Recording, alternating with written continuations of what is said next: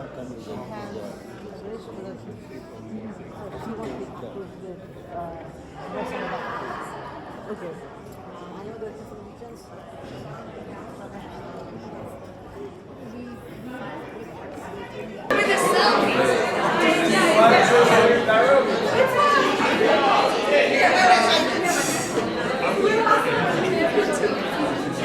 you so much. $100? Oh, let me see. Maybe I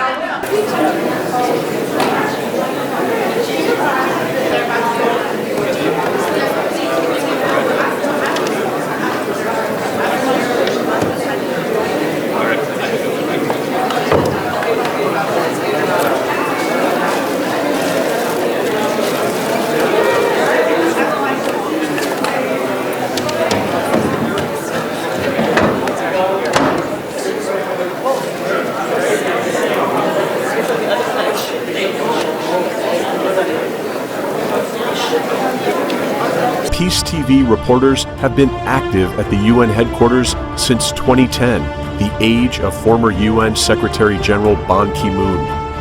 They are often invited to gather pictures and news about high-level meetings and events at the UN headquarters.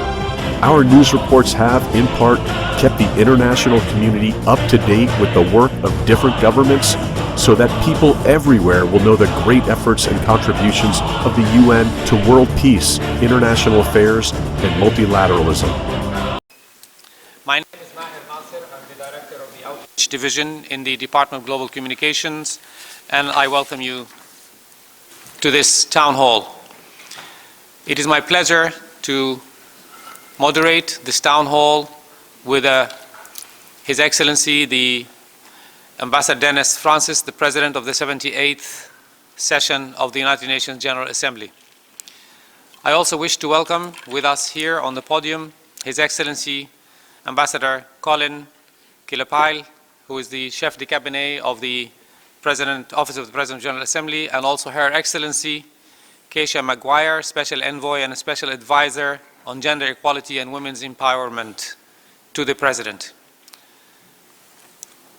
As has now become a tradition, today's town hall is an opportunity for civil society representatives here in the room, but also around the world, to hear directly from His Excellency, the President of the 78th General Assembly, about his priorities and to engage with him and his esteemed colleagues directly. Over the past 3 years, we have lived through a global pandemic, worsening climate crisis, continued environmental degradation, rising geopolitical tensions, conflicts with global implications, rising inequalities, threats of new technologies, and more. Global problems require global solutions, and the United Nations is at the center of multilateralism, with the General Assembly at its core as the most representative body in the world.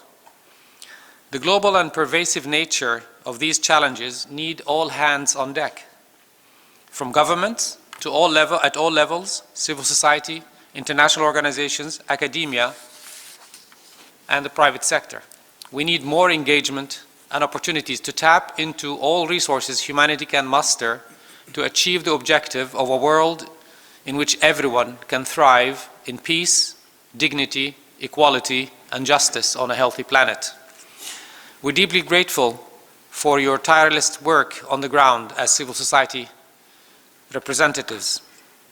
And on behalf of the Department of Global Communications, I also thank you for joining our advocacy efforts to promote the Sustainable Development Goals, to take climate action, to accelerate progress towards gender equality, and to tackle hate speech and to combat misinformation and disinformation. Your Excellency, President Francis, your vision highlights the importance of enhanced multilateralism to pursue the vital objectives of peace, prosperity, and progress, and sustainability for all, and your commitment to meaningful, open, inclusive, and transparent participation of all stakeholders, including civil society, is clear. The Ask PGA platform on your website demonstrates your commitment to engaging with the public and allowing them to pose important questions that contribute to the organization's work and well-being of global citizens. As the 78th session progresses, we acknowledge the importance of member states, along with civil society, continuing to engage in consultations on various topics and processes, including the preparation of the Summit of the Future. We particularly appreciated the call in your letter of 21 October for the Summit co-facilitators and co-chairs to ensure the meaningful participation of all relevant stakeholders is a further testament to your dedication to inclusion and collaboration. The UN Department of Global Communications is happy to announce the planning for the 2024 UN Civil Society Conference that will be held in May in Nairobi in advance of the summit, and we will devote the hour after this to that subject. So please stay with us if you can. Before I present His Excellency, I would like to note that today's event is available in the 6 official languages of the United Nations. Interpretation booths are on both sides, so you can tune in to whichever language that you choose. In the room, you can listen with the earpiece that is on your seats, and you will find the choice of language on the desk itself. For those of you watching online, you can select the language you want to hear at the drop-down menu on your screen. And for those of you who are posting on social media, we encourage you to follow us on Twitter at UNDGC_CSO and at UN_PGA. And please use the hashtag UN with civil society in your posts. And now it is my honor to present His Excellency, Mr. Dennis Francis, who has had a distinguished career spanning approximately 40 years in the diplomatic service of Trinidad and Tobago. Ambassador Francis served as his country's longest-serving ambassador for 18 years and has held various high-ranking positions, including permanent representative to the UN in Geneva, the World Trade Organization, and the UN Human Rights Council. He was also accredited to various UN specialized agencies in Vienna and Rome, and served as ambassador to Austria and Italy.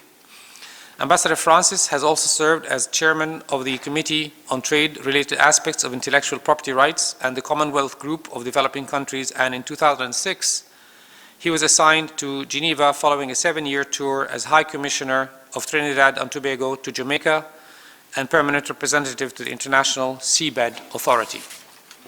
His diplomatic contributions extended to UNESCO, where he completed a 3-year assignment as chair of the Trinidad and Tobago National Commission in 2021. Once again, we're very delighted to have the President of the 78th session of the UN General Assembly, His Excellency Ambassador Francis, with us today and to share his vision and priorities. We will first hear his remarks, and then we will open the floor to questions and interactions, and we look forward to a dynamic discussion. Excellency, the floor is yours. Thank you. Thank you, Mr. Nasser. Ladies and gentlemen, dear friends, good morning. Thank you for your participation at our first town hall with civil society organizations this morning. Before I begin, allow me to thank the Department of Global Communications for their partnership in organizing this event, and Mr. Maher Nasser for moderating it. And let me also thank those joining us online. I'm very eager to hear your questions and to engage with you. When I assumed the presidency of the General Assembly in September, I outlined a series of steps and initiatives to rebuild trust in the multilateral system and to reignite global solidarity. This stemmed from the fact that, amid ever-worsening global challenges, our nation, and indeed our peoples, seem to be drifting further apart. We are seeing more pervasive signs of fraction and disunity, of discord and disharmony. This is hampering our ability to address climate change. It is diminishing our efforts to deliver on the Sustainable Development Goals, and it is impacting our confidence in our ability, though not in our resolve, to live up to confront and to try to solve the conflicts, violence, and grave violations of human rights that we are witnessing. As President of the General Assembly, the world's preeminent intergovernmental forum for dialogue and deliberation, it is my responsibility to serve as a convener and to bring together all peoples, all sectors, and all stakeholders to drive forward solutions to our shared challenges. That includes, of course, working with you, our vital civil society partners. Because the reality is that member states alone cannot resolve the challenges we face. We need the voices and the contributions of civil society. We need that of the private sector. We need that of academia and the youth. We need everyone. I repeat, everyone. With the principles of unity and solidarity as my guidelight, I have instructed my team to pursue the 78th session that engages in open, inclusive, and transparent consultations with all relevant stakeholders when planning our activities. And to uphold this pledge, we are taking the necessary actions. We have designated 2 civil society focal points at my office. We have launched an open Ask PGA platform on our website to better engage with the general public. And I have committed that during my official visits, I engage with local stakeholders and grassroots organizations, including institutions of learning and civil society representatives, where it is feasible to do so. Today, I am glad that we are here, and I truly hope that this is just the beginning. Because we want to do more, I hope that you will offer suggestions for the remainder of the session and help us look at further ways to enrich the process and indeed the content of ongoing intergovernmental processes by incorporating the enormous experience and perspectives of civil society. On that note, and as we look ahead to the remainder of the 78th session, there are multiple opportunities for civil society engagement and participation. First, a major task for this session are the preparations for the Summit of the Future in September 2024. This includes negotiations for the summit outcome, the so-called Pact of the Future, to be accompanied by a declaration on future generations and a global digital compact, if agreed by the member states. While member states remain the decision makers, the voices of civil society are indispensable, and I have therefore requested the co-facilitators to ensure that all relevant stakeholders are meaningfully engaged to ensure inclusive outcomes. On this point, I'm delighted to note that the co-facilitators will hold a virtual consultation tomorrow with stakeholders and civil society representatives. I encourage you to participate in this consultation, as well as send any written inputs on your views and expectations of the summit, as well as suggestions for the outcome document, the Pact of the Future. Beyond the summit, I invite you to join us in preparing for a new flagship initiative of my presidency, the Sustainability Week, which I will organize in April here at the United Nations headquarters. As I announced at COP28, this signature initiative of my presidency will include events covering sustainability in transport, tourism, infrastructure and energy, and a significant event on debt sustainability. Details for registration and participation for each of the events will soon be available on our OPGA website. Colleagues, dear friends, I will stop here because, of course, the purpose of today's discussion is to hear from you and to engage with you. While looking forward to our interaction, let me indicate in advance that I have received a significant number of questions, which I very much welcome as a sign of the extent of your interest to engage. In view of the limited time we have this morning, please feel free to utilize our Ask PGA platform should you require follow-up responses after this town hall. On that note, I hand it back to Mr. Maher, and I thank you.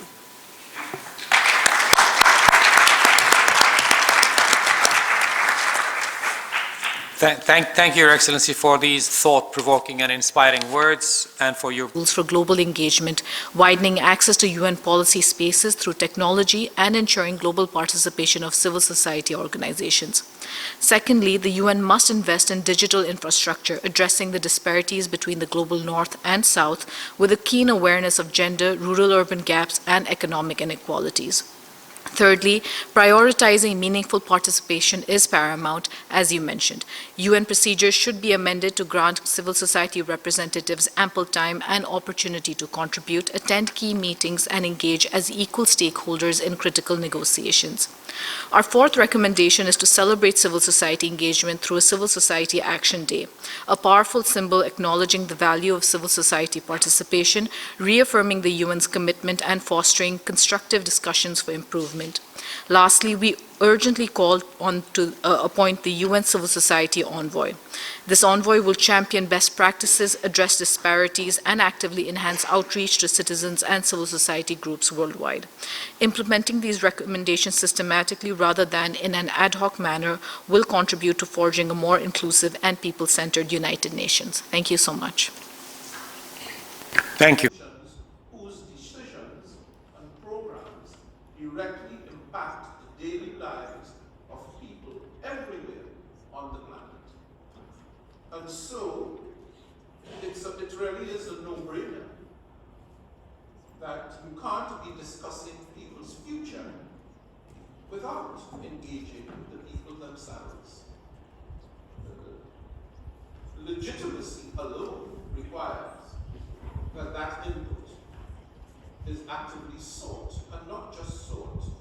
It is sought and, as is practicable, incorporated into the final product. So it is therefore up to us as member states to create the proper inclusive spaces and mechanisms to harvest your input.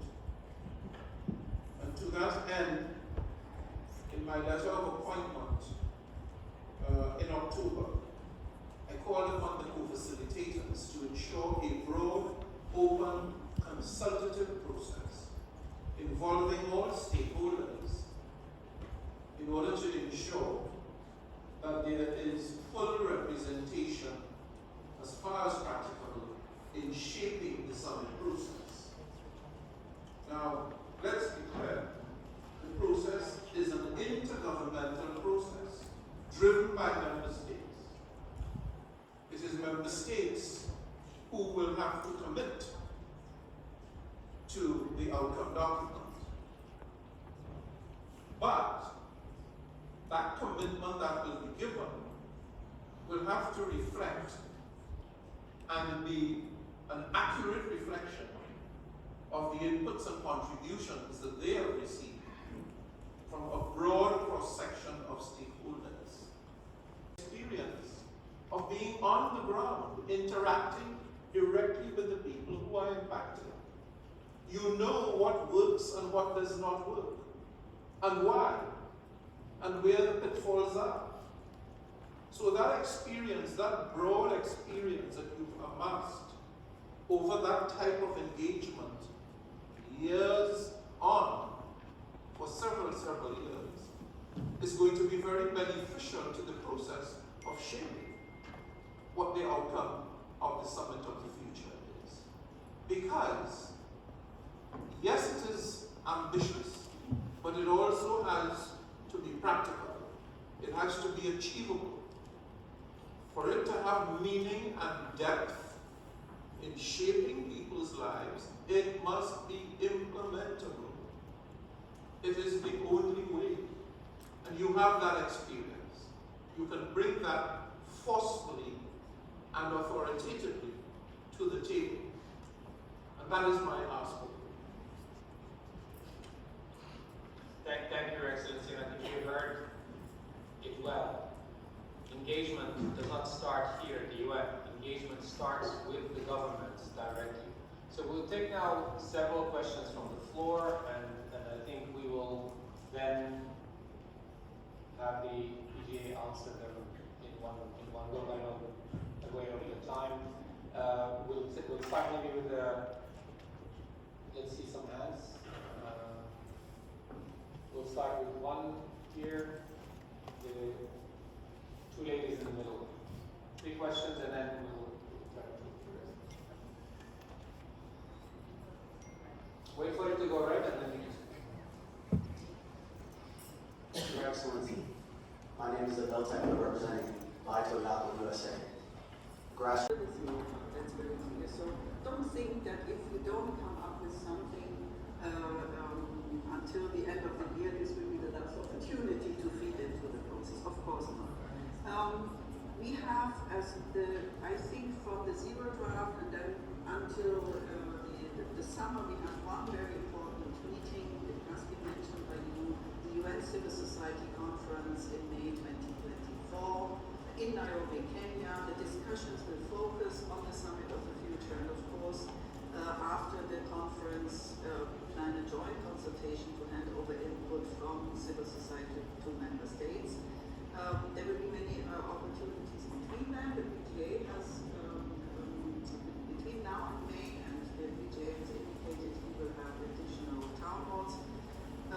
Of course, during the summit, we will be bound by the modalities resolutions. That is now over 2 years old, or approximately 2 years old, but we hope, of course, that depending on resources, we can organize similar even like the SDG Action Week, and also during the summit to take on board also the civil society and major groups and stakeholders. 马赫纳瑟先生，我也欢迎其他的人。去年12月5号，我们的 GNEC 的前主席去世了，我希望为他默哀。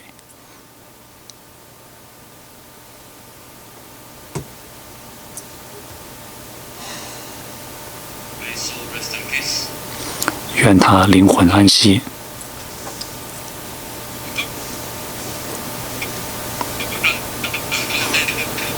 他的连接出了问题，口译听不清。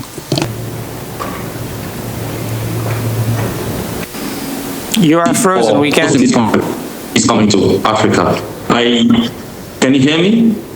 画面僵住了，刚才画面僵住了一会儿，现在可以听见了，请您接着发言。好的，不好意思。这个 GNEC 是1962年成立的，通过全球传播部进行信息传播、宣教，围绕着联合国问题进行宣教。1962年以来，我们就一直出席联合国的有关工作。我们愿意就接下来的民间社会大会，跟全球传播部继续进行沟通。那么它也是跟未来峰会密切相关的。我们希望让其他的伙伴能够来到这个平台上。